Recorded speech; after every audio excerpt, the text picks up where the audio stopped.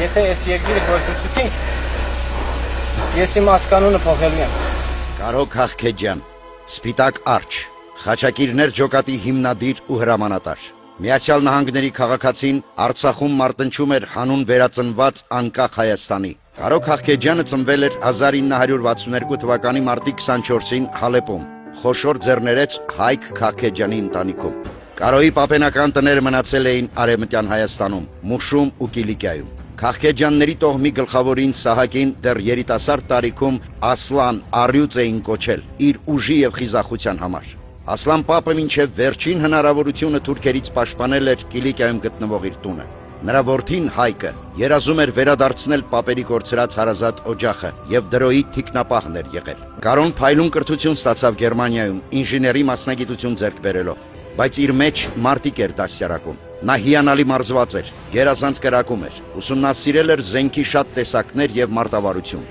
Հարսնացուի հետ Սայաթ Նովայի պողոտայով քայլելիս Կարոն հանկարծ մի ուազիկ տեսավ, որի մեջ նստած էին կամուֆլյաժ հագած մորուքավոր զինված երիտասարդներ։ Կարոն կանգնեցրեց նրանց, հարցուփորձ արեց ովքեր են եւ ուր են ուղևորվում, ու նրանց հետ գնաց Նոյեմբերյան։ Այստեղ մասնակցելով մարտական գործողություններին, նա վերջնականապես հասկացավ ինչ է կատարվում հայկական հողում, իսկ գլխավորը ինչ պետք է անի ինքը հիմա։ Ամերիկայից գալու ճանապարհին ինքնաթիռում նրանք ծանոթացան Պարքև Սրբազանի հետ, որին արդեն լավ գիտեր ողջ աշխարհի հայությունը։ Կարոն Սրբազանին պատմեց իր ծրագրերի մասին եւ խնդրեց օգնել։ Այդ օրվանից Պարքև Սրբազանը դարձավ նրա հոգևոր ուսուցիչը, խնամակալն ու հովանավորը։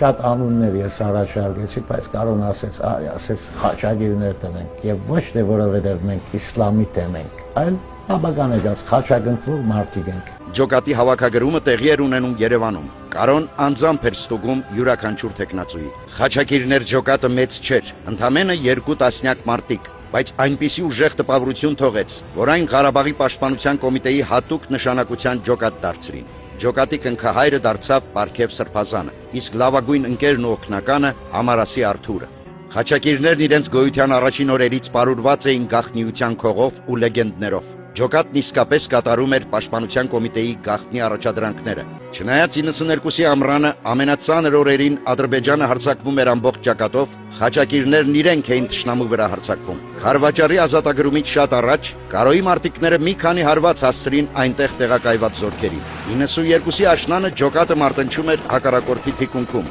որը փորձում էր փակել կյանքի ճանապարհը Լաչինում։ Մարտերի դադարներին Կարոն մեկնում էր Միացյալ Նահանգներ, Ամերիկա հայերին պատմում ճշմարտությունը պատերազմի մասին, Ղարաբաղի համար օգնություն էր հավաքում։ Նախապատրաստվում էր ամենակարևոր ու պատասխանատու գործողություններից մեկը՝ Մարտակերտի ազատագրումը։ Խաչակիրները պետք է մխրճվեին թշնամու առաջավոր դիրքեր, գրավեին դրանք եւ բացեին գրոհող մյուս ջոկատների ճանապարհը։ Հունիսի 26-ի վաղ առավոտյան 8 խաչակիրներ գրոհեցին բարձունքը։ Հարվածն այնքան հանդուգն էր, որ ադրբեջանցիներին թվաց, թե իրենց վրա մի մեծ ջոկատ է գրոհել, եւ խուճապահար նահանջեցին, իսկ եթերում հնչեցին Կարոյի խոսքերը. «Բարձունքը վերցված է, սկսեք գրոհը», բայց ինչ-ինչ պատճառներով օգնությունը ուշացավ։